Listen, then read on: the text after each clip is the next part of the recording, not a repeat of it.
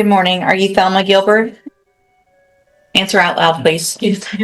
And this is cause numbers 26 DCCR 0502, 03, 04, 05, 06, 07, and 08. Ms. Gilbert is charged with credit or debit card abuse in 4 of those cases, burglary of a habitation in a case, fraudulent use or possession of identifying information, as well as theft of property. And what is the announcement? Judge, we've gotten a offer that will probably resolve this matter. It's going to involve a lengthy prison sentence. Our issue right now is day before yesterday, Ms. Gilbert's daughter and her father were involved in an auto accident, and they're being hospitalized in Dallas. So we're trying to find out the status of exactly what's going on with them, so she'll know basically the stability of her daughter before we do the agreement. So I'm just asking for a short setting so we can get that resolved, so we can move this case along, Judge. I told Mr. Lewis I would hold that offer open if we got to reset for that reason in 89. All right, I'll reset it one time for that. Thank you, Judge. You can go back with the bailiff. Thank you. Right away, you can see the court balancing justice with compassion instead of rushing into a major prison sentence. The judge agrees to delay the case because of a family emergency. That's a reminder that while the law follows strict procedures, judges can still exercise discretion when genuine circumstances arise. Do you think this was the right cahier? Should the case have moved forward immediately? Let me know below.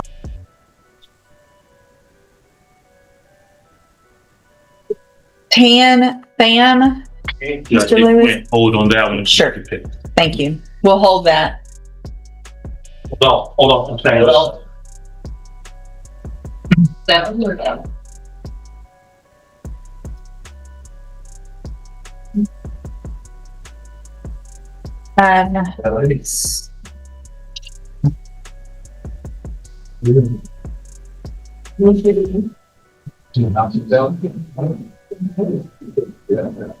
Justin Thomas, Mr. Lewis?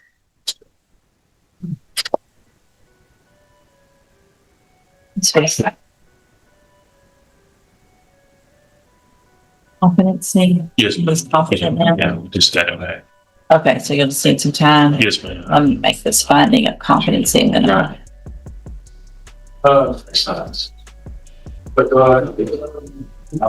I need to look into some kind of while he was in the hospital there. I think he got a PR bond on one of the cases. This is a crucial legal moment. Being found competent to stand trial doesn't mean someone is innocent or guilty. It simply means they're mentally able to understand the charges and assist in their own defense. Without that finding, the case can't fairly proceed. It's an important safeguard built into the justice system. See where he came from. He gave me the paper system. Kelly, can you make a note to look into that? Yeah, please. All right, sir, you Justin Thomas? And I'm going to take judicial notice of the court's files and cause numbers 25 DCCR 0308 and 25 DCCR 1874. Mr. Thomas was previously found not competent to stand trial, was sent to the John Dunn Behavioral Science Center for Competency Restoration. I've received that report dated June 16th of 2026. It includes the trial competency evaluation report, which is prepared by Dr. Guzman. The findings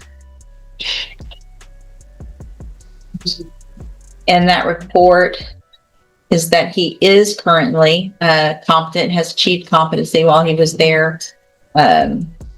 Also in that packet is the attending physician's report. Sounds like a lucky break is actually one of the biggest tests a defendant can face. Probation isn't freedom without consequences. It's a second chance with strict conditions attached. One mistake could erase this opportunity completely. If you were in this situation, would you risk throwing away a fresh start? To the court, and that is dated June 15th of 2026, prepared by Dr. Liberis, again with the finding that Mr. Thomas has achieved competency and is currently competent to stand trial. Is there anything else with regard to competency? No, ma'am. Then at this time, I am going to find that Mr. Thomas is competent to stand trial. My understanding is he just got back here from John Dunn, and so I'm going to do a normal reset. That'll give you some time to visit with Mr. Thomas about any options he has on his case. All right, so Mr. Thomas, Mr. Lewis will be out to see you very soon to go over everything with you, okay? All right, we can go back with the bailiff. Thank you. And then you've got Jason Weinberg. Notice how the judge isn't just announcing a sentence sessions explaining the long-term impact of a felony conviction. Courtrooms aren't only about punishment. Sometimes they're about preventing someone from making life-changing mistakes before it's too late. That's a side of the justice system many people never get to see. Weinberg.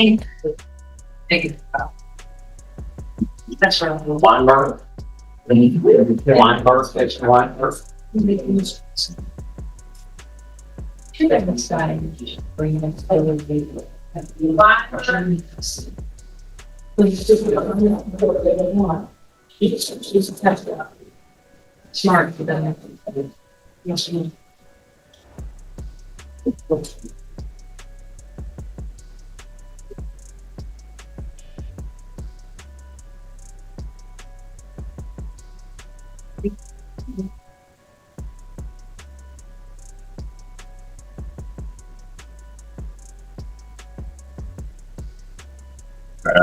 Good morning. You're Jason Weinberg? Yes.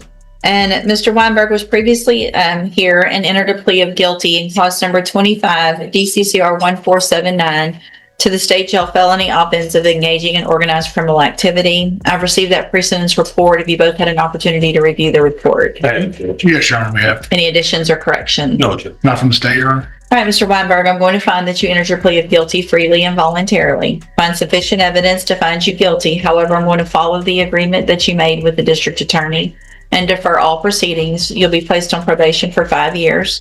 You're ordered to pay a $1,000 fine and to follow all of the rules and conditions of probation. Yes. If you do that, this is a great opportunity. You're very young. You don't have a felony conviction on your record. And if you successfully complete this probation, you'll never have a felony conviction. At the end, the case gets dismissed. It's a great opportunity. The other side of that, though, is if you violate any condition of probation, you can be back here in court, found guilty, so you become a convicted felon. This warning couldn't be any clearer. Complete probation successfully and the case can be dismissed. Break the rules and the defendant could face up to 10 years in prison. That's the difference between rebuilding your future and losing it. Do you think these second chances actually reduce repeat offenses, or are they too lenient? You could go to the state jail prison for up to 2 years. Understand? All right, I'm handing you the trial court certification that shows this was an agreement that I followed, so you waived your right to appeal. Probation will talk to you probably before you leave. Good luck to you, sir. Thank you. All right. Thank you, Your Honor. Thanks.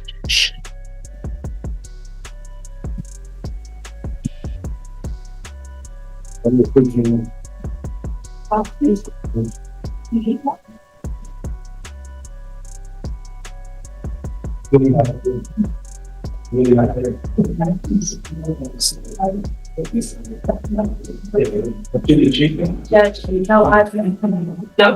sorry.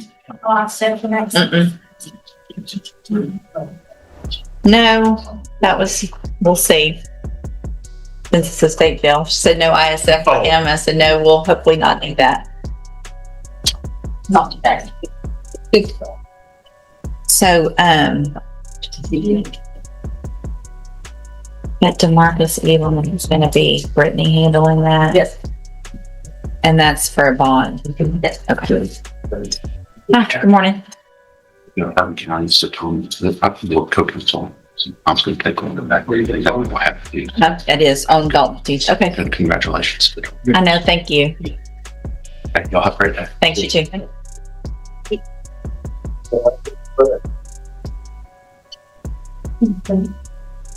Let's see.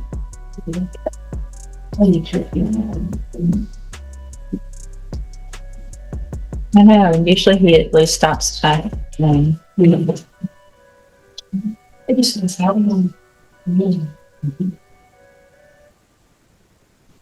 Ms. Holmes, are you ready on Daniel Eli? You may be a pro on. Ogden's supposed to plea on, Ogden has his misdemeanor. Oh, okay. He's supposed to plea on the misdemeanor so that will dispose of the felony. Okay. Can't find Ogden. Okay. Well, I'll hold it. Okay. Is he supposed to do it today? Yeah. Yes, they've always been set together. Yeah. It's been trying to get it, all of the parties here. Okay. And if I'll hold it. And push comes to shove, Judge, I can do that today, well, if you allow me to put on the record that that does not. and that's fine if we need, I mean, I can just reset it a week and then get them down there this week, but maybe. It just keeps going back and forth. I think. Yeah. Unless they let me, step in. If they let step in, See if you can get, y'all have already tried to call Ogden this morning. I have not. See if y'all can get him on the phone, and if he's around, great. If not, see if he'll give you permission to do that. Okay. I'll hold it for now, though. Okay. And then you've got Janaea Fine. Yes, sir. Good morning. Are you Edward Godfrey III? No. And Mr. Godfrey was previously here in cause number 26 DCCR 0383. Entered a plea of guilty to assault family violence by impeding breath or circulation. I've received the pre-sentence report. Have you both had an opportunity to review that report? Yes, ma'am. Yes. I'm sorry. Yes, Your Honor. Are there any additions or corrections? None the more, Judge. Nothing, so. All right, sir, I'm going to find that you entered your plea of guilty freely and voluntarily. Find sufficient evidence to find you guilty. However, I'm going to follow the agreement that you made with the district attorney and defer all proceedings and place you on probation for 6 years. You're ordered to pay the $500 fine and to follow all of the rules and conditions of probation. This is such an excellent opportunity for you. You're very young. You do not want a felony conviction on your record. It'll change your life in a very negative way, in lots of ways. You can't go to, obviously, certain jobs, schools, apartments, it just all kinds of things. And so part of your probation is going to be that you get your GED or finish school, one or the other. So if you're not going to go back to school, then you have to start that GED process within 30 days of today. That's not just for me, that's for you. That'll make it also everything in your life easier, getting better jobs and things like that. It's very important. It should be important to you. So I want you to get that done. You're going to go through some classes. You're going to do everything you're supposed to. Then at the end of your probation period, if you're successful, the case is actually dismissed. You never have a felony conviction. The other side of that, though, is if you do violate any condition of probation, you can be brought back into court, found guilty, so you would be a convicted felon, and you could go to prison for up to 10 years. Do you understand? You understand? And also, it is a condition of your probation that you have absolutely no contact, communication in any way with Ramsey Howard. Do you understand? Okay. All right. I'm handing you the trial court certification that shows this was an agreement that I followed, and so you waived your right to appeal. All right. Good luck to you. You can go back with the bailiff.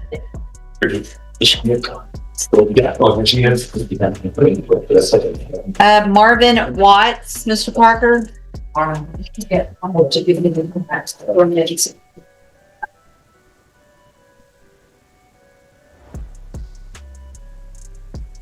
Good morning, Your Honor. Good morning. Mr. Parker. Morning. Do I have, He signed on your spot on one of, but I'm just fixing it. in both cases or just one? Just one. He's paying on both cases. He signed. And the courtroom keeps moving from one case to the next, each with its own store of risks and consequences. Every defendant who stands before the judge faces a decision that could shape the rest of their life. Stay with us. There are more courtroom moments ahead that reveal just how quickly everything can change.